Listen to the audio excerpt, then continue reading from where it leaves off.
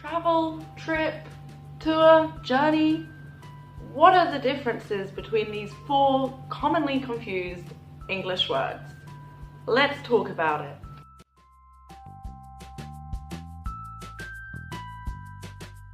Hello everyone and welcome back to Advanced in English. My name is Roxana and as the title of today's video tells you, we are going to talk about these four commonly confused English words.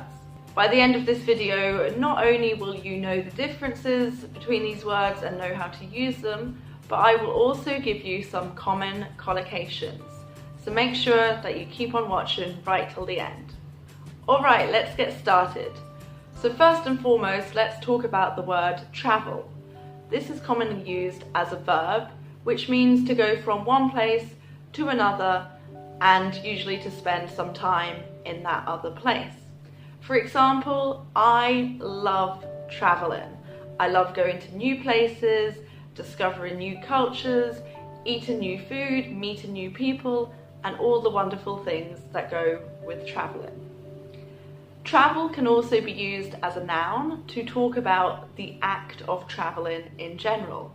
For example, my last job involved a lot of travel. It was actually quite tiring. Where was the last place that you travelled to? Write a comment below this video and get using this word right now, and then come back to watch the rest.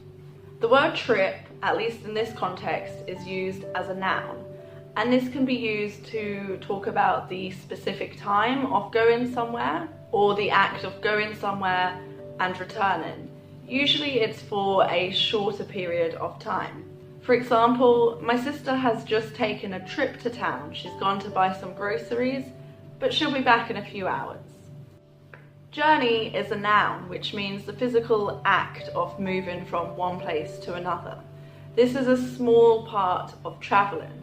For example, I could say, I really enjoyed traveling around India last year, but I remember there was a very long journey from Mumbai to Delhi. Within the context of bigger travel, there was a smaller travel called a journey, and it's the physical movement. What is the longest journey that you've ever taken? Was it longer than Mumbai to Delhi? Because that's pretty long. Write a comment telling me about it just below this video. Tour can be used both as a noun and a verb, and this is a visit to a place or an area where you actually want to learn something about it. So it's not just a holiday where you're sat on a beach, but you're actually going somewhere and you're involved a bit more in that place. For example, I had a really good tour in Paris. I went to see the Eiffel Tower, the Arc de Triomphe, and the Louvre Museum. I'm not too sure how to pronounce any of those things, so I'm sorry if you're French. It can also be used as a verb. So for example, I really enjoyed touring around France last year. That means I went to a few different places and I got really involved in those places. I learned a lot about them. Okay, so now we've looked at the differences between these four words and how to use them in example sentences. Let's talk about some common collocations. So first up, we've got travel. You can travel light, which means to travel with just a small amount of luggage. You could also work as a travel agent, a person who books flights, hotels, and other things. You could also work as a tour guide. Okay, but be careful with these two because you can't really be a tour agent and you can't be a travel guide. A travel guide would be a physical book that would provide information, whereas a tour guide is the person that provides the information for tourists. You can go on a day trip, which means just to go somewhere for the day and return back home in the evening. It's quite common in England for people to take a day trip to London. If you're taking a day trip, you might want to buy a round trip ticket, which is a ticket that gets you from your origin to your destination and back to your origin, from A to B, back to A. If you're going on a long journey, make sure that you've checked some sort of journey planner so you know what you're doing, where to go, what bus stops to get off at and what trains to take.